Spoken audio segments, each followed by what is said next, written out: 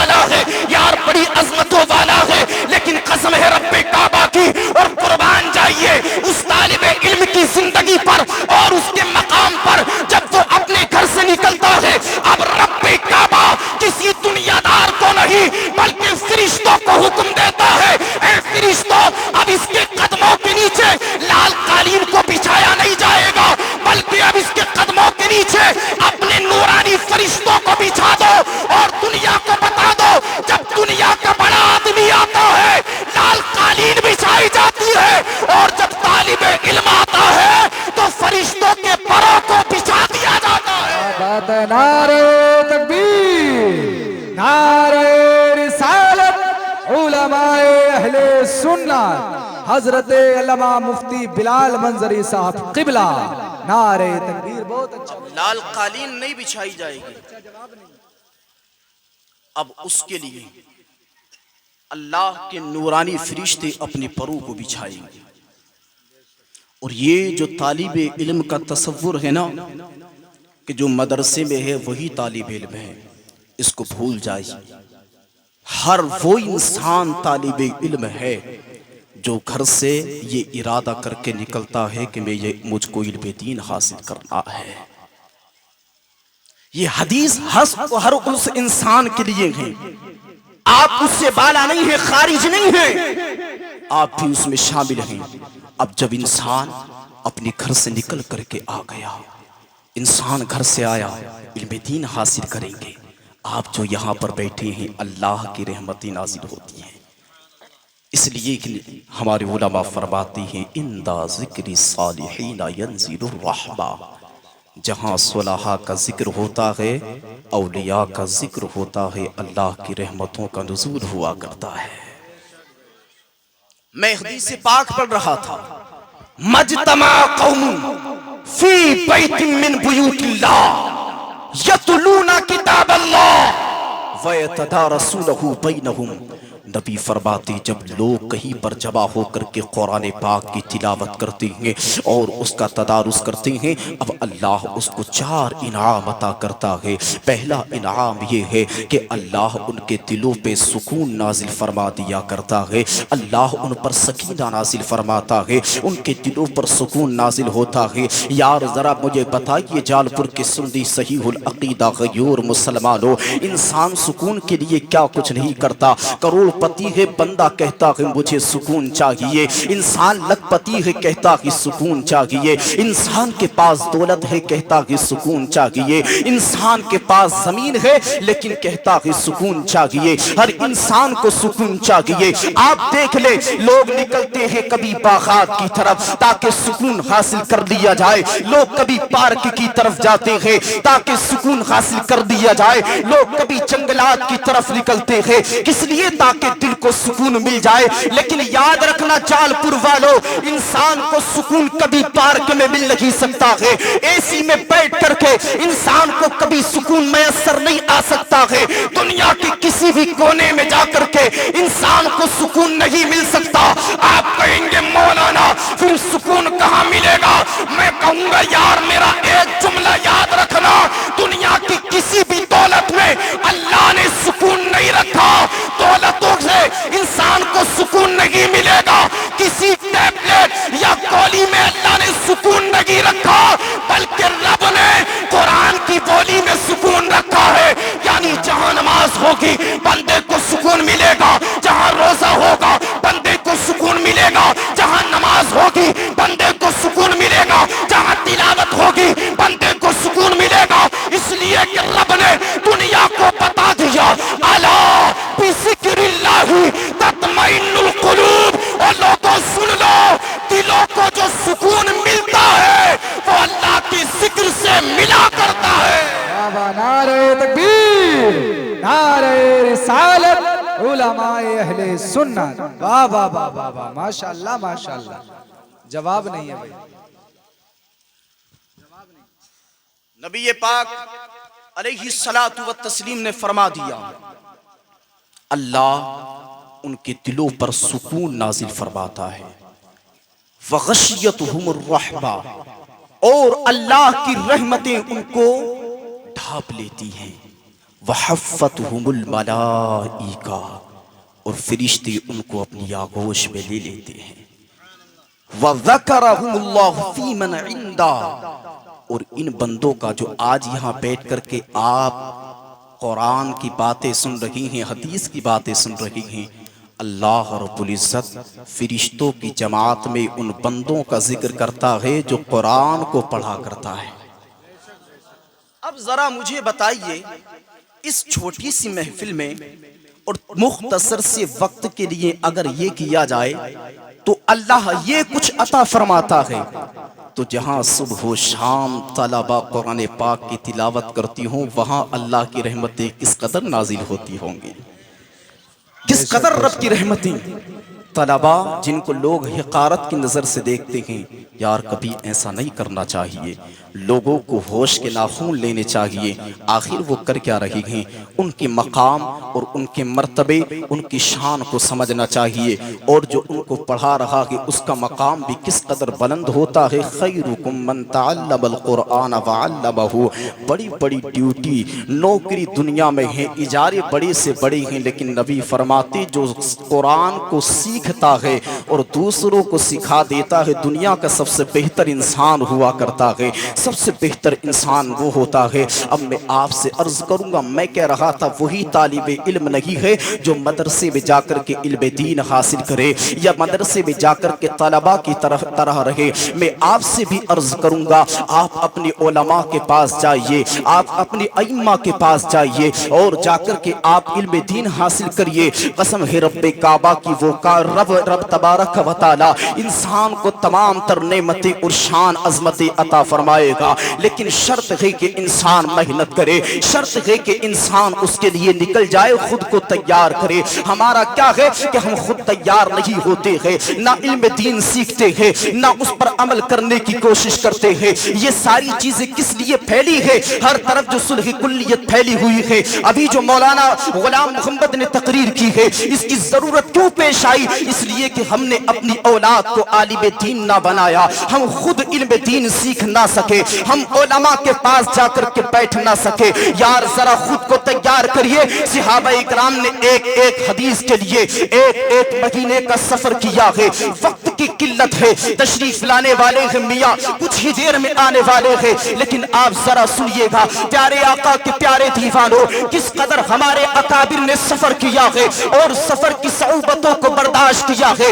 لیکن حضور کا علم جا کر کے سیکھا ہے۔ میں تیزی کے ساتھ ایک واقعہ آپ کے روبرو بیان کرتا ہوں، آپ تاریخ، آپ کتاب کا نام نوٹ کریے، سیر اعلام النبلا، یہ کتاب کا نام ہے۔ اس کے اندر لکھتے ہیں ایک انسان ہے، ایک عالم دین جو وقت کا بڑا عالم دین بنتا ہے، نام ہے بقی الدین ابن مخلد۔ جانتے ہو اندلس کی سرزمین پر یہ طالب علم اور یہ نوجوان رکھتا ہے۔ اب اندلس کی سرزمین سے یہ سفر کرتا ہے، کہاں کا سفر کرتا ہے؟ یہ سفر کرتا ہے بغداد کی سرزمین کا۔ آپ گوگل کر کے دیکھئے، سراج اختر صاحب قبلہ بیٹھے تھے، آپ دیکھئے گا یار یہ کوئی عام سفر نہیں تھا، یہ کوئی ایسا سفر نہیں تھا یہاں سے نکلے مراد آباد پہنچ گئے، بلکہ نہیں، آپ دیکھئے آج جس کو اسپین کہا جاتا ہے اس کو اندلس کہا جاتا تھا۔ اسپین سے آج بغداد کی سرزمین کا جو سفر ہے تقریباً 4000 کلومیٹر کی دوری پر ہے اور بیچ میں ایک سمندر پڑتا ہے۔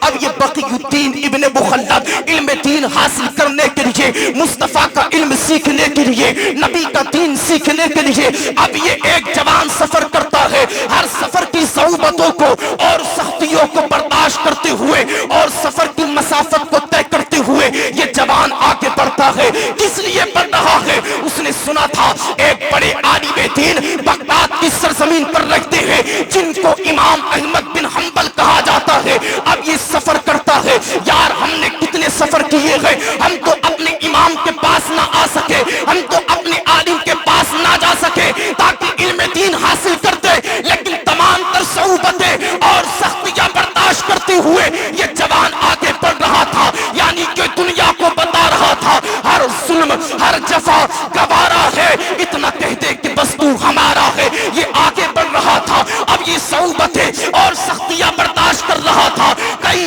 زمانے بعد یہ بندہ پہنچتا ہے بغداد کی سرزمین پر۔ جب وہاں پہنچے تو ان کے کانوں میں ایک آواز آتی ہے آواز یہ تھی کہ والی بغداد نے امام احمد بن حنبل کو آپ کو قید کر دیا ہے، آپ کو نظر بند کر دیا گیا ہے، کوئی آپ سے ملاقات نہیں کرتا، کوئی آپ سے بات نہیں کرتا، کوئی آپ کے قریب نہیں جا سکتا، حکومت کی جانب سے اب سب کچھ منقطع کر دیا گیا، سب کچھ بند کر دیا گیا۔ اب جب یہ بات سنی ہے آپ نے، بقی الدین ابن مخلد کہتے ہیں اب میرا دل ٹوٹنے لگا، میں پریشان تھا، اتنا طویل سفر میں نے کیا ہے صرف ایک ساتھ کے لیے، اور آج عالم یہ ہے معلوم ہوا کہ ان سے ملاقات نہیں کر سکتے۔ اور لوگوں ذرا دیکھو اس جوان کو کس قدر پریشانیاں ہیں، لیکن اب کہتے ہیں میں نے ایک سرائے میں اپنا سامان رکھا، اور رکھنے کے بعد اب میں جامع مسجد کے قریب جاتا ہوں، جامع مسجد کے قریب گیا، جامع مسجد میں داخل ہوا، وہاں جا کر کے دیکھا ایک شیخ ہے وہ بیٹھ کر کے حدیث پر تبصرہ کر رہے ہیں، جن کو جو بیٹھ کر کے حدیث پہ بات کر رہے ہیں اور جرح کر رہے ہیں، روا کی حدیث پر بیٹھ کر کے گفتگو ہو رہی ہے، لوگ کھڑے ہو کر کے سوال کر رہے ہیں، اچانک سے کھڑے ہوئے آپ کھڑے ہو کر کے سوال کرتے ہیں۔ بقی الدین ابن مخلد کہتے ہیں میں کھڑا ہوا اور کھڑے ہو کر کے میں نے ایک راوی کے بارے میں سوال کیا، نام ان کا ہے جانتے ہو، ابن عمار ان کا نام ہے، ان کے بارے میں کھڑے ہو کر کے سوال کرتے ہیں، انہوں نے جواب دیا کہ وہ ایک ثقہ عالم اور ثقہ راوی ہے۔ اس کے بعد جب آپ نے دوسرا سوال کیا اور جال پور کی سرزمین پر اپنی زندگی گزارنے والے سنی مسلمان، ذرا دیکھ اس طالب علم اور جوان کی یہ دل کی کہانی جو خود اپنی منہ سے بیان کرتا ہے، کہتا جب میں نے دوسرا سوال کیا تو پوری مجلس سے آوازیں بلند ہونے لگی، لوگ کہنے لگے اب بیٹھ جائیے گا، آپ دوسرا سوال نہیں کر سکتے، اس مجلس میں انسان صرف ایک سوال کر سکتا ہے، ہر انسان الگ الگ سوال کرے گا، آپ دوسرا نہیں کر سکتے۔ اب بقی الدین ابن مخلد کہتے ہیں میں رونے لگا، اب میری آنکھوں سے آنسو نہیں رکتے تھے، میں کہتا تھا یار میں بڑی دور سے آیا ہوں اور جو میرا اصل سوال تھا میں معلوم نہ کر سکا ہوں، مجھے اجازت دے دو میں وہ سوال معلوم کر لوں جس کے لیے میں کھڑا ہوا تھا۔ آپ رو رہے ہیں، ایک انسان پردیس میں جا کر کے کس قدر پریشان ہوتا ہے آپ اس سے بخوبی آگاہ ہے، ہر انسان جانتا ہے جب وہ اپنے گھر سے نکلتا ہے پریشانیاں اس کا سامنے آتی ہے اور اس کا سامنا دنیا کی تمام پریشانیوں سے ہوتا ہے۔ اللہ اللہ آپ کہتے میں نے کھڑے ہو کر کے کہا میرا جو اصل سوال ہے وہ سن لو، جو میں اصل بات کر رہا تھا، جس کے بارے میں سوال کر رہا تھا، میرا سوال سن لو۔ اب انہوں نے اجازت دی دوسرا سوال کریے، تو جانتے ہو انہوں نے کیا سوال کیا تھا؟ انہوں نے سوال کیا تھا مجھے احمد بن حنبل کے بارے میں بتائیے۔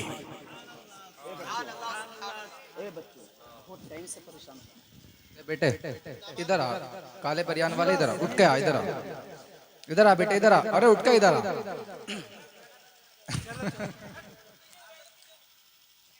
دیکھیں میں تیزی کے ساتھ بیان کر رہا ہوں، سید صاحب اللہ تشریف لانے والے، میں سوچ رہا ہوں اب یہ بات مکمل ہو جائے۔ اب انہوں نے کھڑے ہو کر کے عرض کیا حضور امام احمد بن حنبل کے بارے میں آپ بتائیے، تو یہ فرماتے فنظر الی کالمتعجب۔ اب جانتے ہو انہوں نے ان کی طرف ایسے دیکھا جیسے کہ کوئی تعجب کرتے ہوئے انسان دیکھتا ہے، انہوں نے دیکھا سر جھکا لیا۔ ابو زکریا اپنے سر کو جھکا لیتے ہیں اور سر کو جھکانے کے بعد کچھ دیر بعد سر اٹھا کر کے کہتے ہیں امام احمد بن حنبل کے بارے میں معلوم کر رہے ہو؟ کیا آپ یہ سمجھ رہی تھی حکومت کے دباؤ میں آ کر کے میں ان کے بارے میں کچھ بھی کہہ دوں گا؟ کہا نہیں، وہ تو امام المسلمین ہیں، وہ تو امام المسلمین ہیں، وہ تو شیخ ہیں، ان کے بارے میں کیا کلام کرنا، ان کی عظمتوں کے بارے میں ہم کیا بتائیں۔ اب یہ کہتے ہیں بقی الدین ابن مخلد کہتے ہیں اب میں نے ایک جوان کو پکڑا اور پکڑ کر کے اس سے کہا یار مجھے بتانا کہ امام احمد بن حنبل کا گھر کہاں ہے۔ اس نے کہا یار میں نہیں بتا سکتا، حکومت کی طرف سے اجازت نہیں ہے۔ اب یہ کہتے یار صرف اتنا کرنا کہ تو میرے ساتھ چلنا اور چلتے ہوئے صرف اس گھر کی طرف اشارہ کر دینا جس میں امام احمد بن حنبل رہتے ہیں۔ یعنی دیکھو تو صحیح کس قدر اشتیاق ہے دل میں علم دین اور حدیث سننے کا، علم دین حاصل کرنے کا۔ کاش ہمارے اندر بھی یہ جذبات پیدا ہو جائیں۔ ہاں کوئی آئے تو صحیح شب ہجر کی سختیاں کوئی اس سے جا کے پوچھے، تیری راہ تکتے تکتے جسے صبح ہو گئی ہے، ہم کیا جانے ان کی سختیوں کو۔ اب اس نے اشارہ کرتے ہوئے امام احمد بن حنبل کے گھر کی طرف اس کو بتا دیا اور آگے نکل گیا۔ اب یہ پوری رات سوچتے رہے، فکر کرتے رہے، تفکر کرتے رہے، آخر میں کس طریقے سے جاؤں اور علم دین حاصل کروں۔ اب یہ صبح کو اپنی دستار اتارتے ہیں، اپنا لباس اتارتے ہیں، فقیرانہ لباس پہنتے ہیں اور فقیروں کی طرح ایک کٹورا اپنے ہاتھ میں پکڑا ہے، اور پکڑنے کے بعد بقی الدین ابن مخلد نکل جاتے ہیں۔ یعنی کہ ایک فقیر بن کر کے یہ طالب علم نکلا ہے۔ اپنی سرائے سے نکلنے کے بعد امام احمد بن حنبل کے دروازے پر جا کر کے دستک دیتے ہیں، اور دستک دینے کے بعد کہتے ہیں حضور باہر تشریف لائیے گا۔ جب امام احمد بن حنبل باہر تشریف لاتے ہیں، اب یہ خود کہتے ہیں بقی الدین ابن مخلد کہتے میں نے آگے بڑھ کے عرض کیا حضور بڑی دور سے آیا ہوں، صرف آپ سے حدیث رسول سننا چاہتا ہوں، مصطفیٰ کا علم سیکھنے کے لیے اور نبی کی احادیث سیکھنے کے لیے آیا ہوں۔ آپ نے کہا کہ تم کو معلوم نہیں ہے کہ مجھ کو نظر بند کر دیا گیا ہے، مجھ سے کوئی ملاقات نہیں کر سکتا۔ آپ نے کہا حضور میں فقیر بن کے آپ کی بارگاہ میں آؤں گا، صرف فقیر بن کے آؤں گا، آپ مجھ کو پیسہ دینے یا کچھ بھی دینے کے لیے آئیے اور ایک یا دو حدیث سنا کر کے چلے جائیے گا۔ یار قسم ہے رب کعبہ کی، یہ وہ ذات ہے جو کھڑے ہو کر کے کہہ رہی ہے، یہ وہ ذات ہے جو کھڑے ہو کر کے عرض کر رہی ہے کہ مجھے صرف ایک حدیث سنا دو، اگرچہ دنیا کے بدترین انسانوں کی طرح مجھے تمہاری بارگاہ میں کیوں نہ آنا پڑے، اگرچہ فقیرانہ لباس پہن کر کے تمہاری در پہ کیوں نہ آنا پڑے، اس لیے کہ یہ حدیث نبی کی سننا چاہتے تھے۔ ان کو معلوم تھا اللہ جو علماء کو مقام عطا فرمائے گا، قیامت کے دن ایک ایک انسان دیکھے گا اور وہ تمنا کرے گا کاش دنیا میں رہ کر کے ہم بھی علم دین حاصل کرتے اور مصطفیٰ کے سچے غلام بن جاتے۔ کیا بات ہے، نعرہ تکبیر، نعرہ رسالت، علماء اہل سنت۔ اس لیے انسان کو علم دین حاصل کرنا چاہیے۔ ہر وقت انسان علم دین کے حاصل کرنے میں اپنے آپ کو تیار رکھے۔ کبھی بھی یہ مت سمجھو کہ ہماری عمر ہو گئی ہم اب علم دین نہیں سیکھ سکتے۔ جب وہ لوگ اس قدر طویل سفر کرنے کے بعد بھی علم دین حاصل کر سکتے ہیں تو ہم کو بھی چاہیے کہ ہم آگے بڑھ کے علم دین حاصل کریں اور اپنے بچوں کو اور اپنے بیٹوں کو علم دین سکھا کر کے ان کو عالم دین بنائیں۔ صرف حافظ نہیں بنانا ہے، حافظ بنانے کے بعد ان کو بہترین عالم بھی بنانا ہے۔ اس لیے کہ قرآن پاک کا صرف حفظ کرنا وہ مسائل سے اور شریعت سے صحیح طور پر واقف نہیں ہو پاتا ہے اور نہیں سمجھ پاتا ہے۔ اس لیے حافظ بنانے کے ساتھ ساتھ اپنی اولاد کو عالم دین بھی بنائیں۔ سارے کہیں انشاءاللہ انشاءاللہ عز و جل۔ استغفر اللہ ربی من کل ذنب واتوب الیہ۔ ایک مرتبہ کلمہ طیبہ پڑھیں، لا الہ الا اللہ محمد رسول اللہ وما علینا الا البلاغ۔ السلام علیکم ورحمۃ اللہ۔